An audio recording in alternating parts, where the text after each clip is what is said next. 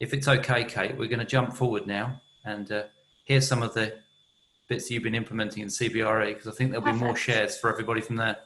Yeah, so just to say, this won't be death by PowerPoint. I really like the interactive discussion. This is just a few hints and tips, really. We do have a wellbeing advisory where we work with clients on developing wellbeing programs. So that might be their physical space, their ways of working, or their service and FM wrapper that goes around that, really, to bring it to life. So first of all, just starting with, ask a number of our clients, what is wellbeing? Because I think it is very personal, it's very subjective. Obviously, the bigger the word, the more people said this. So as you would expect, healthy, happy, balanced, safe, tranquil, feeling really comfortable. And I'm sure we can all relate to that. Do you want to go to the next slide, Zoe? Perfect. So just then, in terms of what creates optimal well-being, obviously we know from WHO, it's that sense of absence of disease or infirmity. For us, we talk about 6 key components. So social, physical, mental, environmental, nutritional, and digital. And I think now more than ever, having that balance across all of those things. And we've touched on all of them, I would say, with the exception of nutrition and digital. So just a couple of points on that. I think, we very much talk about we're eating to thrive, not to survive. So really being mindful of what you're eating, when you're eating. And actually, if you have a day where you just eat cake all day, that's okay. Don't be hard on yourself. As long as every day isn't cake all day, then you will be absolutely fine. I think digital now more than ever is of increasing importance. I touched at the beginning around that ability to switch off and disconnect. I don't just mean to put yourself into sleep mode, but to actually unplug and recharge. Technology at the moment has been an amazing enabler to connect us now more than ever. But with that does come those challenges in terms of being always on and making sure that we have those rules and regulations. If a line manager sends an email at 10 o'clock at night, are you expected to respond? Similarly, if someone tries to call you and you're having a lunch break, what is that protocol in terms of returning that call, returning when it's appropriate? See an increasing number of people put footer on their email, talking about when they're working and how they like to work.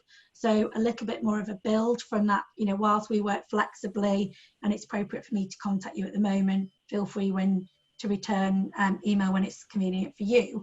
People are actually specifying, if you want to contact me and connect by Zoom, I'm best in the morning because I've got childcare challenges, or just bringing that human element again. On to the next one. I've already touched on this around what does well-being at work mean. For us, we very much look at the spaces, the support, the services, and at the heart of it, the employee experience. So really thinking about the physical spaces that are provided, the environment, and that's not just to provide full well-being suites or a gym. It's around quiet spaces, retreat space for people to get away from their day job. And then also we're seeing an increasing number of multifunction spaces being created. That could be a quiet room, they could be first aid space, they could be where a service could be provided, such as osteopath, physio, beauty treatments maybe. So whatever your people will benefit from. They're normally paid for by individuals. They're not usually supplemented by an organisation, but just creating those small spaces that just give something back to people. And finally, the point that's usually missed is the services. So how do you really bring that to life ongoing for people? If there are spaces that are available within your physical workplace, how do you drive people to use them? If it's a gym, if it's classes that are provided, perhaps you're providing creative classes, language classes, choir space. How do people know how they get involved? And really that's leaning on your service providers. So the FM teams, the office managers, to make sure that you create that sense of community where everybody is involved and welcome. Then on to next one. Just some quick wins, hints and tips. And I will say these are actually from clients. So we did a session a couple of weeks ago and Scott attended, and these were things that people recommended. We've touched on a lot of them already. I think the few parts that I would kind of draw attention to, holidays we've already touched on. I think it is really important even for people who are on furlough. It is down to people teams to determine this, but all that does is almost take them out of the opportunity of returning to work for that period. But certainly within CBRE, the decision that we've made, our holidays run January to December. So people on furlough had to take 40% by the end of June, and people who have been still online have had to take 50% by the end of June.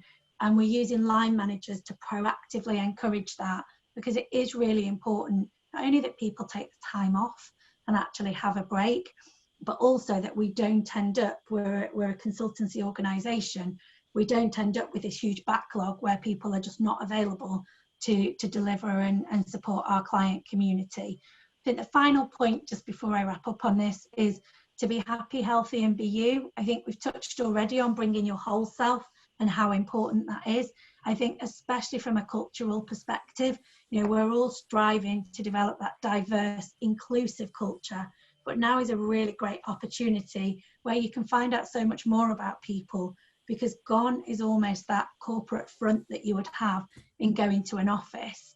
You know, most people are in their own comfortable attire, they're not perhaps in a suit every day, they're much more open to talking about how they're feeling, how things are going, how workload is, a little bit more around family. And as Richard's already said, you also get to see into people's houses as well, which, you know, if you're like me, I love interiors and stuff. And it's a brilliant opportunity where people can do fun things like through the keyhole, which space am I in today? Something about, you know, that I've got at home that tells you something about me. So really trying to just drive that opportunity to build a community virtually that you wouldn't ordinarily have when in the same office space.